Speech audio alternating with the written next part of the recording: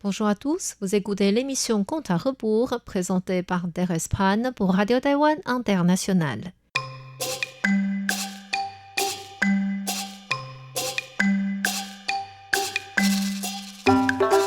La semaine dernière, nous avons vu que sans obtenir le pouvoir nécessaire, Xiaoqing s'approcha d'un homme s'appelant Gu Lian et le rendit très malade.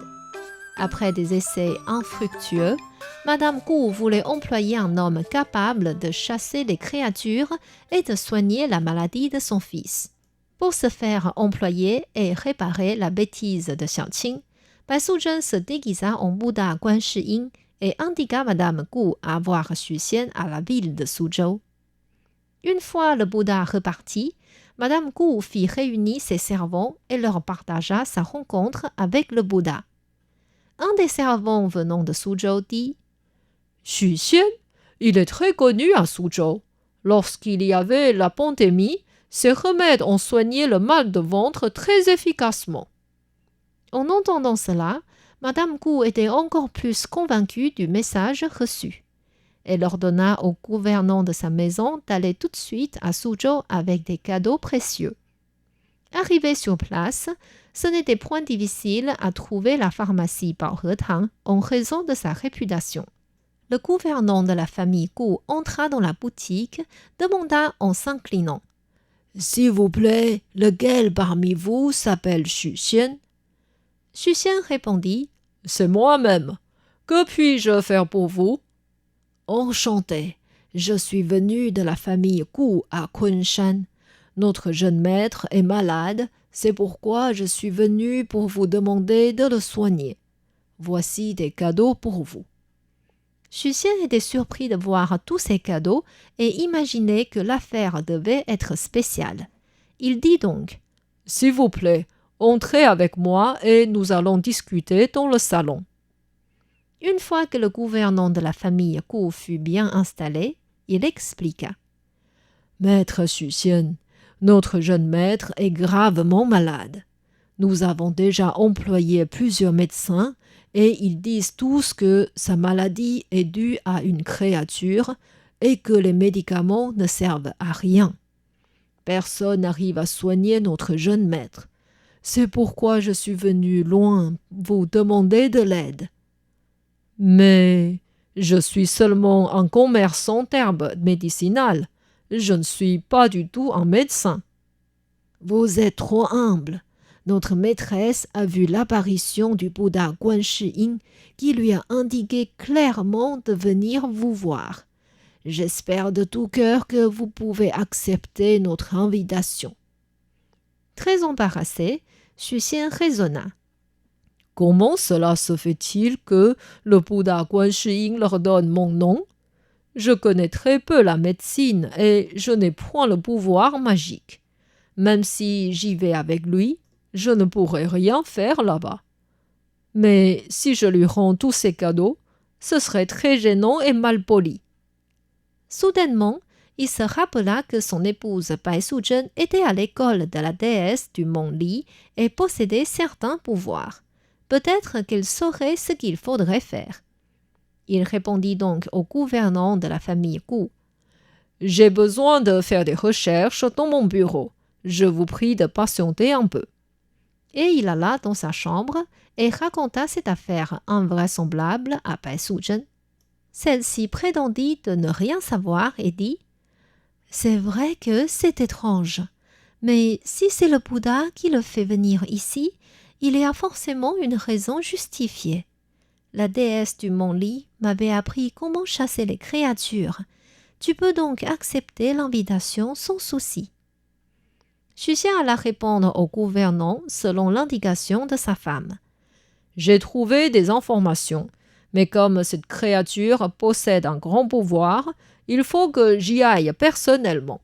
Veuillez attendre un instant le temps que je prépare des affaires nécessaires. » Ravi, le gouvernant ne cessait pas de le remercier avec gratitude.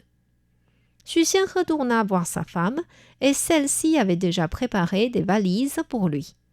Elle lui donna 2 feuilles d'incantation en disant « Collez-en une à l'endroit où la créature passe. Brûle l'autre et mélange les cendres dans de l'eau froide et chaude. Donnez cette eau aux patients. Tout cela est pour chasser la créature. Ne t'inquiète pas, elle ne pourra pas apparaître devant ces incantations. Et ce sachet de remède est pour soigner le malade. Faisons une tisane pour lui et il recouvrera la santé.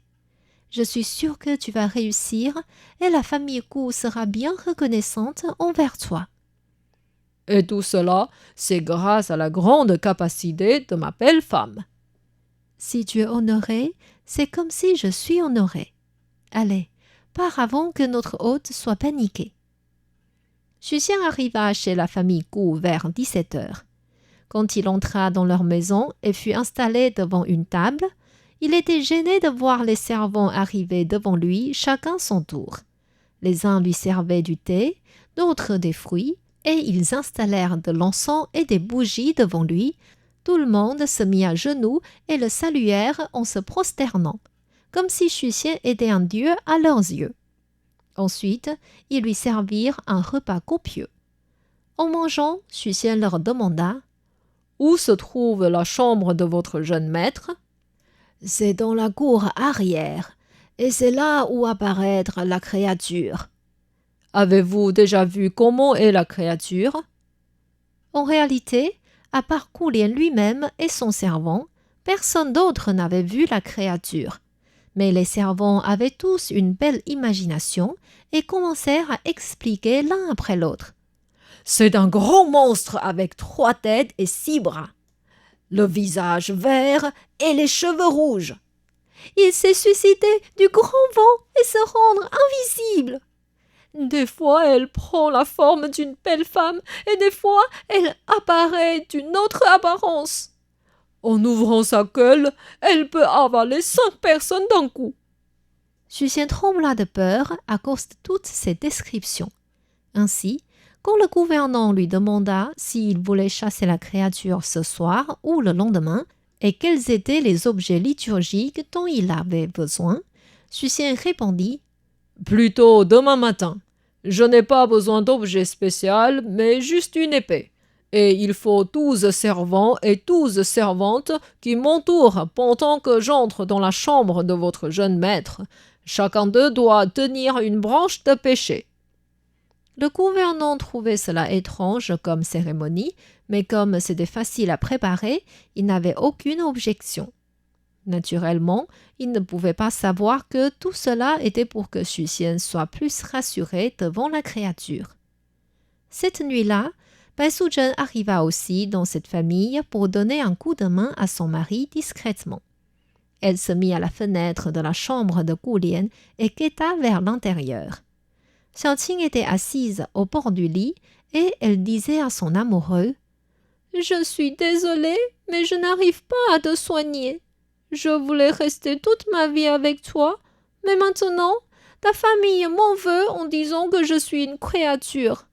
Je ne peux plus rester ici. Je partirai demain et nous ne nous verrons plus jamais. » Triste, Gu Lian lui demanda encore de se coucher avec lui ce soir et Xiaoqing accepta. Bai Suzhen trouva Xiaoqing insensé et tout sauta à la fenêtre. En entendant cette voix familière, Xiaoqing sortit pour vérifier. Sous le clair de la lune, Bai Suzhen avait l'air majestueuse et puissante. Xiaoqing ne pouvait pas s'empêcher de baisser sa tête par respect et l'appeler maîtresse. Bai Suzhen la corrigea. « Je t'ai prévenu que tu ne peux pas encore t'approcher des hommes et tu n'as pas voulu m'écouter. Maintenant ce Gu Lian est malade en raison de ton envie de jouissance. Faire cela à un homme ordinaire, c'est déjà injuste. En plus, ce Gu Lian n'est pas un homme ordinaire. Il est en réalité une étoile descendue dans le monde humain en pénitence. S'il meurt à cause de toi, tu seras gravement puni par les dieux. » Inquiète, Xiaoqing dit « Je sais que j'ai fait une erreur. Je vous prie de m'aider et me dire ce qu'il faut faire pour le soigner. » Justement, j'ai envoyé Xu Xian ici pour te sauver de cette situation. Madame Gu croit maintenant qu'il a la capacité de chasser les créatures. Il suffit que tu fasses un théâtre en fonction de ce qu'il fera et le problème sera réglé.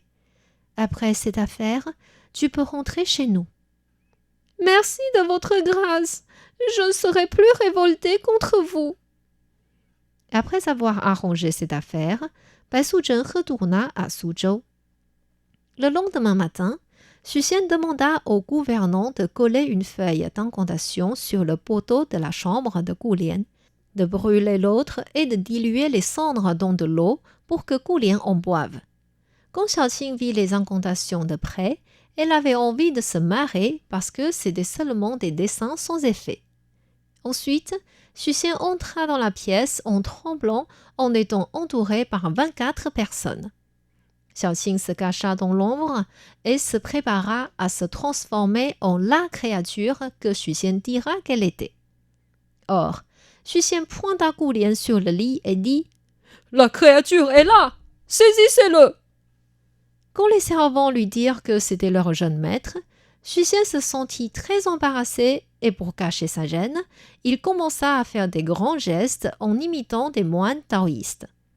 Xiaoqing avait l'impression que ce serait inutile d'attendre que Xu Xian agisse pour le suivre. Elle décida donc de changer la stratégie. Comment Xiaoqing va aider Xu Xian à accomplir cette mission? Je vous dévoilerai la suite dans notre émission la semaine prochaine.